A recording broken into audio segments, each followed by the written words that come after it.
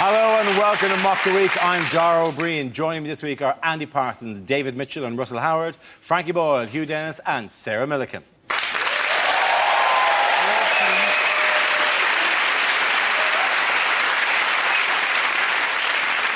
We start with a round called If This Is the Answer, What is the Question? On the board are 6 categories. David, which category would you like? Can I have finance, please? OK, your category is finance. The answer is 175 billion. What is the question?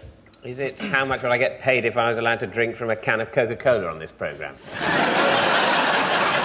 Is it by how much has my sperm count fallen since I was 18? I've only got 5 now. 2 of them wear armbands and 3 of them can only swim widths. Is it what's Stephen Hawking's squad number in his local five-a-side team?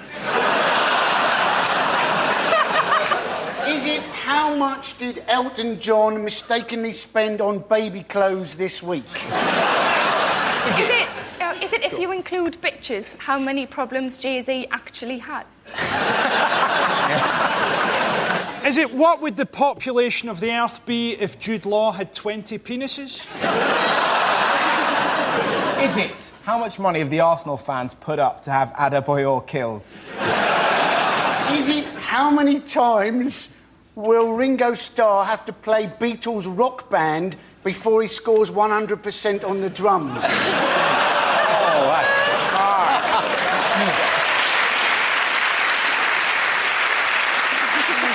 poor old Ringo, constantly on beginner level, trying to unlock Get Back.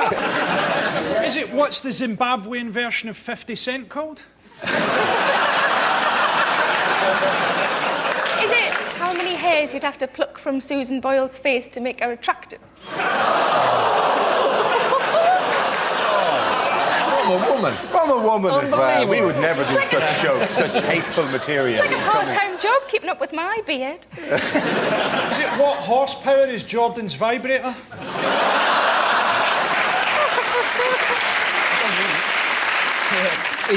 What is the government deficit for this year? Yeah, that's close enough. I'll give you that. You know, like, this isn't question time. The question I was looking for was how much is the country's budget deficit expected to reach this year? So well done, both of you. OK. This equates, if this makes it easier for you, to 12% of GDP, which is the largest ever peacetime public borrowing figure and the highest figure in the G20. Politicians are now fighting over how to reduce this. Are you worried? No, and do you know what? The fact that it's 175 billion isn't the embarrassing thing. The embarrassing thing is that no mainstream bank would lend it to us, so we've had to borrow it all from Ocean Finance. Are we worried? We're totally screwed. I just found out today that I am being sponsored by a goat herder in Malawi. Let's just do what everybody else does when they need money and do an insurance job. Let's burn down Birmingham, that's 20 grand. But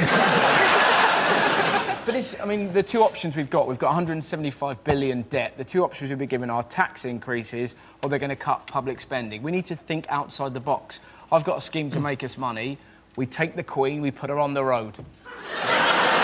Everyone likes the Queen. We tour the Queen. Good evening, Norwich. Give me 6. Like 2 nuns in a bath. Lesbians. Thank you, Philip. It will be. I'm more limited that it should be more like Top Gear Live or something that she'd go to. That's only the first of my plans. The second, population cull. Everyone over 85 goes on total wipeout. If they make it, they live.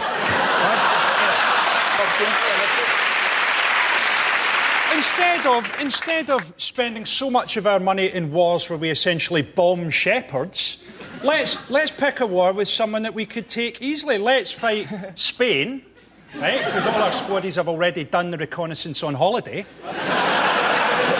Why don't we, if you want to get rid of your debt, I'm not saying that no one thought of this, but there are companies that you just put all your gold into an envelope and you send it to them, and 3 weeks later, apparently a cheque comes back for the value of your gold. Surely you could do that with the nation's gold. What I don't understand about those companies is they're advertising as if people are unaware that their gold might be worth money. Not only is gold delicious and useful, but it's also worth money. The thing about gold is it is useless, but it's worth money. In fact, economists, show you to how foolish economists are. They say in the depth of the recession, people will always need gold. No, people have never needed gold. You don't need gold. Well, actually, here's a quick test for you, though. How much is a billion? How much is a billion? How much is a billion? It's 1,000 million. Is it? Are you sure? It depends whether Yeah. you're in America or Yeah. not. Yeah, well, this is the kind of thing that could be slightly important when you're working at the finances of a country. It's 1,000 million in America. It's a million if you're over here. So is it 70? Is 175 million here? Is that what you're saying? There's 1,000 million here. We use the American thing. I'm just saying because we rang the Treasury just to check this, right? We asked the guy in the Treasury press office, do the Treasury give figures to the British billion, which is a million, or the American billion, which is 1,000 million? Like, and the Treasury said, it's the British billion, there's no way we'd give any other figure. And we said, are you sure? So a billion is a million. The Treasury went, I'll check. And then 5 minutes later, the spokesman went away and then came back and said, yeah, it's 1,000 million. That was great. You must have had a party all day. It's 1,000th as bad as we thought, everyone. It's fine. Did you see this? Bankers have started getting bonuses again. You know, it's a little bit... It's like finding out Bin Laden got air miles for 9/11. You know? They've launched a scheme. It's a clever joke. Fine. They launched a scheme to retrain sacked bankers as teachers. What sort of teacher is a banker going to be? Imagine that you have 30 apples and I have no apples. Give me all the apples. So I have all the apples. Now I shall retire on a pension of 1 million apples. We don't want bankers retrained as teachers, do we? It'll be the first time the school jumble sale has made a loss. It'll be shit. Do you know the TUC are predicting riots? Yes, That's what yeah. they say will return to the riots of the 1980s, like Toxteth and Brixton, which I thought were great riots. The idea of people rioting in their own area and destroying their own street. Yeah, I've blown up a car. Whose was it? Mine! Well, let's go riot where the rich people live. We can't. We've blown up the bus. The debt thing is serious, and I think it's only a matter of time that, you know, Africa organises a concert for us. I, for one, would welcome African people clicking their fingers and going, every time I click my fingers, a TV gets repossessed. TV News, who's been confusing viewers recently? This is Darren Brown. Yes. Darren Brown, he may be one of the world's greatest illusionists, but he still can't spell the word Darren. He's not even a magician, is he? He's not even a good magician. We had a great magician round our way. Used to do all the kids' parties when I was wee. He could make a sausage disappear into your body. He was great. He made my little cousin disappear. We still don't know where she is. Has the usable light flickered in the gallery again? What gets me is people are complaining that they were confused by Darren Brown's trick. If you're complaining that you're confused by a magic trick, you shouldn't be watching magic tricks because they are designed to confuse. I mean, to me, that's the sort of news that makes me think they should cancel the X Factor, pump poison gas into all public buildings and just restart the country from scratch. If he can actually predict the lottery, why didn't he just do it the day before, take the money, and then he doesn't have to make any more programmes? Well, I mean, obviously he can't predict the lottery. I think it's a trick. If he predict the lottery, you say what the lottery number's going to be before the lottery numbers, not just after, which I think what he did. That's what he did, What yeah. appeared on television is the lottery numbers, and then after that, his prediction of the lottery. Now, the cleverest thing about that trick is the fact that he has encouraged people to describe it as predicting the lottery, rather than saying the lottery numbers just after the lottery numbers. I also find it confusing that people are surprised that his programme explaining how he did it didn't explain how he did it. He wouldn't be a successful television magician if he told everyone how he did all his tricks. He's brilliant. He's brilliant being able to predict stuff, though. My mother-in-law, who has a hearing aid, can tell when people's mobile phones are going to go off. And I just think it's fantastic. Sitting in a train carriage going, your mobile will ring. My favourite stupid thing they said, though, was various explanations. One person suggested, right, that he'd filmed all possible combinations from the actual lottery answers. Now, there are 4 million possibilities. You'd be able to spot if they suddenly cut to take 13,096,000 and he's there looking really haggard with a beard going, oh, only 1 million more takes to go. And then it involves, at the key second, finding the right tape. Of all of which one? Oh, God! Somewhere in the middle. I think it's impressive we managed to get this much conversation out of a magic trick. Well, it was just a trick. Why are we still analysing it? We've learned magicians must have big beards. Because a magician with a big beard, a Gandalf or a Merlin, he fights a demon, he summons a demon, he throws lightning. A magician with a wee beard is generally going to ask you to think of a word and then reveal that he has already written down the word. You're right, Gandalf should get more shows than Channel 4. It's not what you know. It turns out for Gandalf, he's sitting at home having a fag going, I could top this. OK, at the end of that round, the points go to Russell, David and Andy. Our next round is called Newsreel. We play in a recent piece of footage featuring people in the news and ask Hugh to suggest what might be being said. This week's clip features the royal family. Oh, I'm sorry we're late. There was heavy traffic on the M4. A lorry frightened Camilla and she nearly bolted. Oh, lovely to meet you. How do you do? How do you do? Nice chain. If I pull it, do you flush? Oh, hello, Mother. How are you? Lovely to see you. Oh, look, one black glove. Are you mourning Michael Jackson? I just don't understand what you're doing here, Mother. I thought you were opening a leisure centre in Wales. I thought you'd taken the Daimler. I'd cut the brake cable. Oh, what have I done? Oh, face it, I'm never going to be king. What a waste. Think of all the things I could have done. Lawyer, architect, lap dancer. She hasn't got a grey hair on her head. Oh, I wish you'd take off that bloody barrister's wig.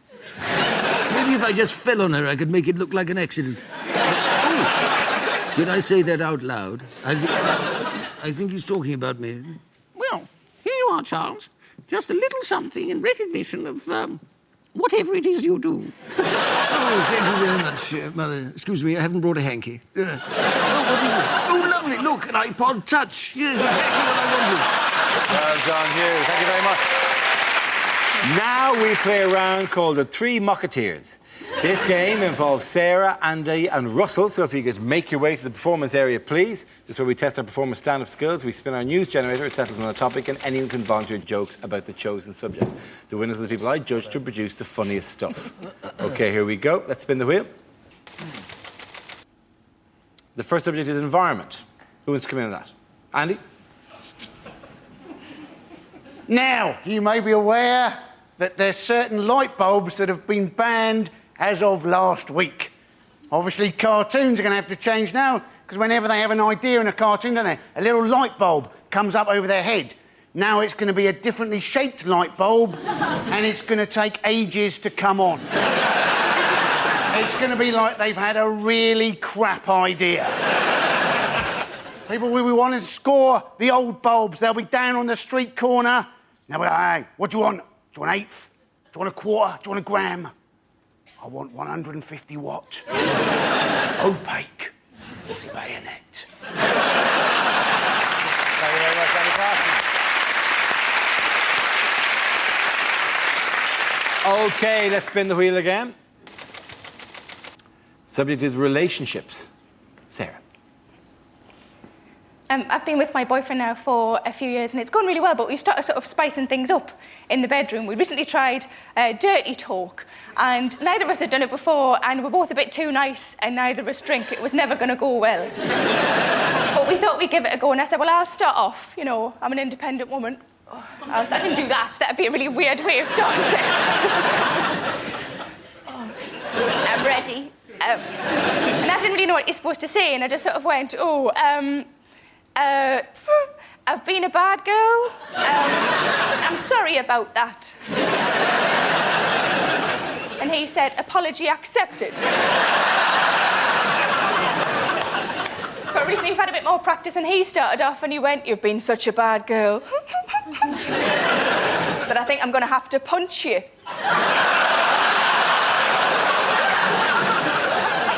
Too far there, hasn't he? But I'd misheard him. He hadn't said punch, he'd said punish, which is partly entirely acceptable in terms of sexy lingo. But he hadn't really thought it through, because I said, what kind of punishment did you have in mind? And he said, take the bins out.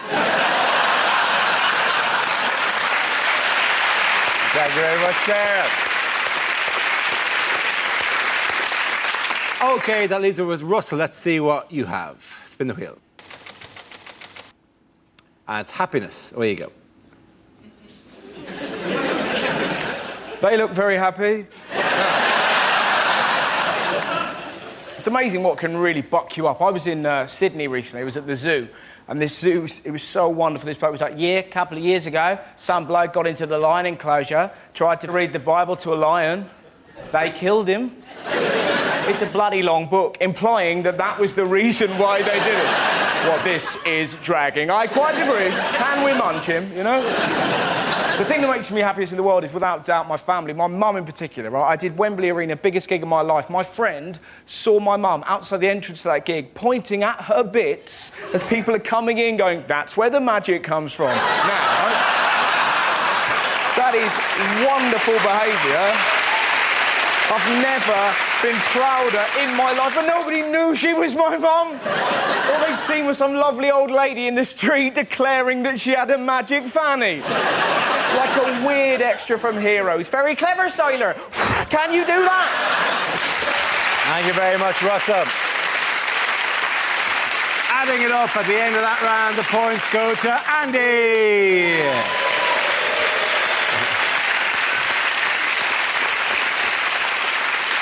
The next round is called Headliners. Here's a picture of the England football team at Wembley, but what does ERWC stand for? Is it everything that Wayne Rooney can't do for himself? Eating, reading, writing, counting? Is it England reveal wife swap club? And Lampard has just got Cheryl Cole. Is it England release Wayne from captivity? Yeah. Is it expectations raised, woefully crushed? I don't know what they're called. Is it 8 really wants cuddle?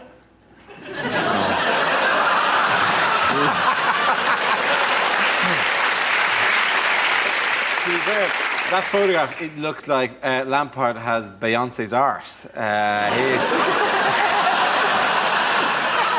quite the booty on him, hasn't he? Yeah. Is it about Wayne Rooney, but is it even Ron Weasley's cuter? That's sinister on every kind of level. But you're looking at the football and going, he's quite pretty, but I prefer Ron. Is it actually from a newspaper for dyslexics, and in fact just reads crew? Who would run as a business model? I'm sorry, I'm not one of the dragons here, but who would go, dragons, I've got a brilliant plan. A newspaper for dyslexics. We just print any letters in any order and they can just interpret whatever way they feel like. Good news, bad news, they decide. And at the same time, we bring out a podcast for the deaf. It's a fantastic... I think it's multi-platform. Is it England reach World Cup? Yes, it is, of course. Thank you very much. Cheers. Yes, the answer I was looking for was England reaches World Cup. England's football team beat Croatia 5-1 and secured their place at the World Cup finals in South Africa in 2010 with 2 games to spare. Are you happy about this? I'm delighted. There are 34 teams in the World Cup and I can now support 33 of them. I watched in the pub, and what was lovely about it is that everyone was like, yeah! And I was in Bristol, and this bloke went, you going to South Africa? And this bloke went, absolutely not. If I wanted to get murdered, mugged, or sexually abused, I'd go to the docks wearing a dress. The sports coverage is going to be very different in South Africa, isn't it? Injury news, John Terry's been murdered and Gary Neville was raped in his car. The FIFA PlayStation game of this tournament is going to be like Grand Theft Auto, man. Level 1, kill your way to the stadium. They blamed the Wags for the 2006 it World ludicrous, Cup. Yeah, it was nothing to do with Rooney stamping on Ronaldo's nuts. It's like, no, she kept me up all night watching Marley and Me. She's got no respect for me. Are they that insatiable? It's ridiculous. Marley and Me is not a good film. You're kidding me. I'm sorry, that is a gender divide right there. It's muck with the dog and the whole... It's got a lovely dog in it. Shut up. What's happened to Cheryl Cole in the Wags, man? She used to be really attractive and now she looks like someone's tried to clean the hair out of their bath plug using a twiglet. She went from beautiful to suddenly somebody's drawn eyes onto a snooker ball. Do you know what I'd like to see at this tournament? What would really make it for me? Do you know the World Cup single? Let the football players write their own single. Kick it in the goal! Kick it in the goal! Their goal, not our goal! Kick it in the goal!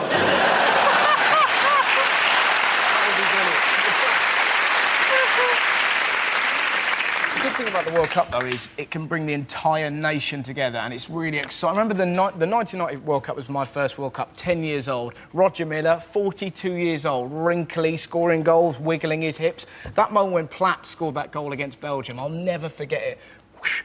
Commentator, oh my God! Our entire family are going, yes, roaring. And then this is what's wonderful about the situation. My sister holding her rabbit, the rabbit died. Because we were shouting so loud, you're like, yeah, wasn't the rabbit's dead? Could I have been happier? David Platt had just killed my little sister's rabbit. Unbelievable! Every time he was on telly, my sister, there he is, the rabbit killer. Identify with footballers, man. They're just so brain dead. If you had a footballer special of the England team on the Crystal Maze, their task would be to try and order pizza. Pepperoni, we're running out of time! Pepperoni! I can't work the dial! I can't work the numbers! Well, can I say, I don't know who any of the people you've been talking about are. This just seems to be terrible news for cricket. There's going to be a whole summer where it's going to be even harder to watch cricket. More people are going to be talking about people I've never heard of, who apparently are both billionaires and brain dead. And I find it all deeply depressing. And the other thing is, surely now, post-credit crunch, we hate rich people. Why do footballers get away with not being hated? They should be forced to emigrate. They should be forced to go to South Africa. It doesn't matter what they do there, but then never return, because they've got loads of money for doing something that doesn't matter. So have you got...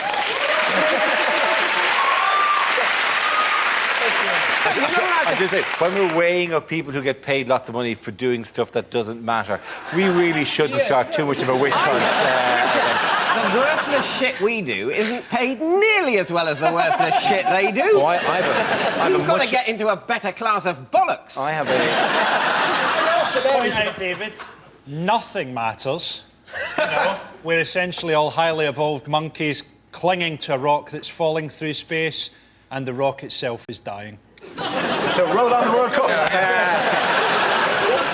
David Cameron will probably be Prime Minister during this World Cup, won't he? Which is going to be good, having to watch him pretend that he enjoys football with that smile on his face that Prince Philip has when he's watching Aborigines do a rain dance. So who's going to benefit from it? Okay. The economy is The economy's going to benefit. There is actually that tangible, concrete thing. Yeah. The economy will benefit from. I'll tell you, the economic bonanza that they say will come is not going to happen because there is no time difference. So we sell a few pizzas and there's more booze, but the matches are at normal British times. There's no time difference. No one is going to go to work. It'll be the first time you can actually work out how many illegal migrants there are because they'll be the only people working. The pause is going, we're the only ones who are keeping this ship afloat, Voloshkri. I know. Until next Tuesday when our qualification game is on. If England play Poland, we are genuinely fucked in this country. Exactly. OK, at the end of that round, ladies and gentlemen, the points go to Russell, David and Andy. Now we come to our final quickfire round called Scenes We'd Like to See. This is for everyone, so if you could make your way to the performance area, please. I caught ideas for scenarios we'd love to see, and the performers come in with their suggestions. OK, here we go. The first subject is lines you wouldn't hear in a horror movie. Get out of the water, quick! Is it a shark? It's Barrymore!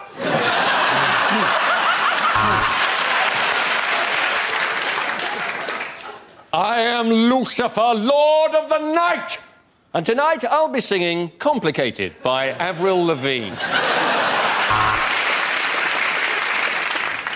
Dave, wake up. I think I can hear a noise downstairs. Wake up. Oh, hold on. No, it's just the washing machine. I put it on earlier on.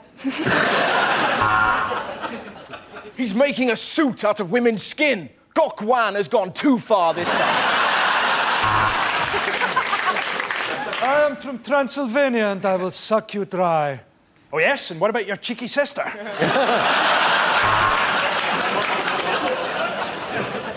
No, I'm sorry, Freddie. I think your sat-nav's on the blink. This is Elm Crescent.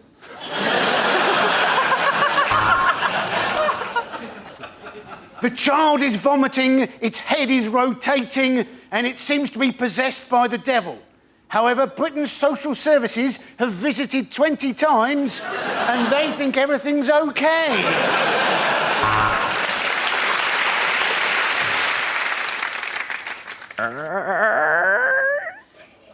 I'm here to fix the hinges.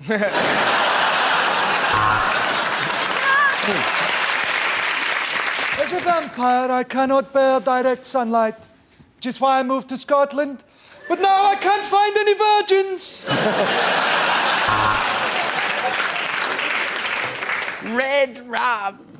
Red rum. Is over the last and wins the national. From the makers of the Texas Chainsaw Massacre comes the Swindon Lawnmower Kerfuffle. This potion that turns you from Dr. Jekyll into Mr. Hyde, it looks a lot like 6 cans of Stella.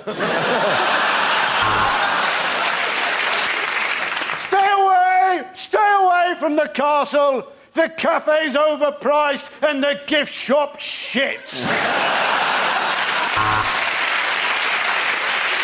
The next topic is unlikely things to hear on a children's TV programme. We have John Craven. If you want to see him again, press the red button. This drawing has been sent in by Robert, age 9. That's a shit drawing, Robert. They're children your age in China who can make shoes.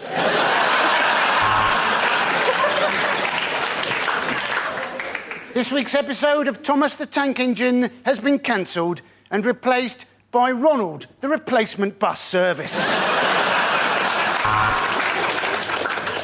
No, it's not Bagpuss, but it is a dead cat I've turned into a bag.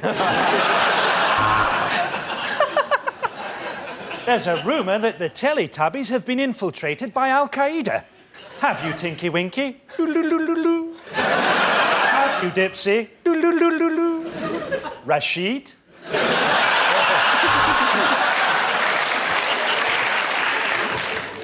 And remember, while crystal meth is a lovely treat, it is very bad for your teeth.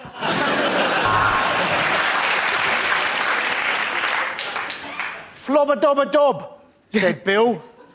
Bloody foreigners, said Ben. Flobber-dobber-dobber-dob, said Ben, because he'd had a stroke.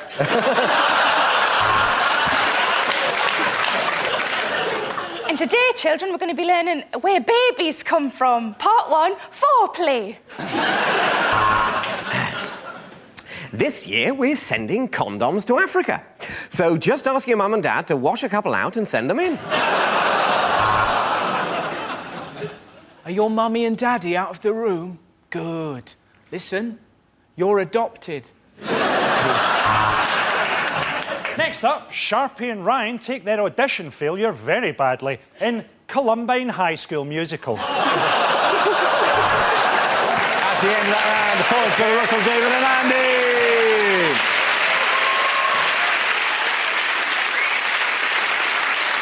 That's the end of the show. This week's winners are Andy Parsons, David Mitchell and Russell Howard.